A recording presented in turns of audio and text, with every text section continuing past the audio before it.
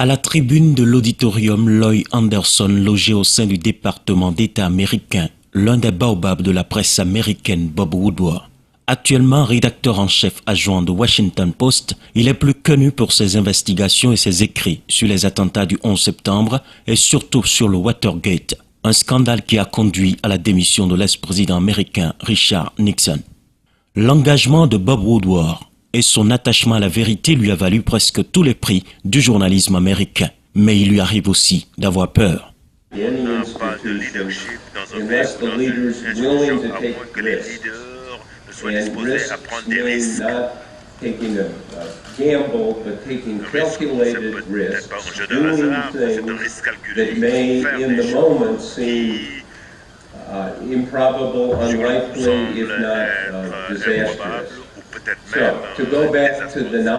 Cette communication a été précédée d'un échange avec la sous-secrétaire d'État aux affaires politiques du département d'État américain, occasion pour les journalistes participant au programme Moro de revenir sur l'invitation récente de 4 présidents de l'Afrique francophone à la Maison-Blanche comme étant à la tête de pays modèles de démocratie.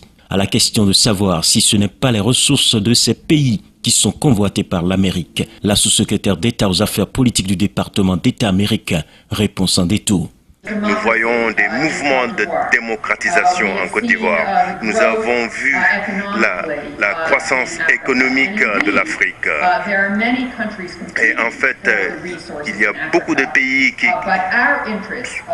sont en concurrence pour les ressources naturelles de l'Afrique. Mais nous voulons appuyer l'Afrique dans son avenir, dans ses aspirations économiques et politiques. Et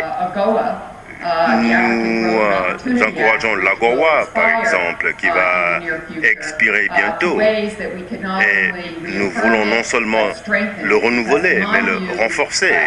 Parce que, à mon avis, dans la décennie suivante, il y aura de plus en plus de compagnies qui vont venir en Afrique. Il y aura de plus en plus d'emplois qui seront créés pour les Africains. Et on va voir une forte croissance, non seulement au niveau économique, mais au niveau de la démocratie en Afrique.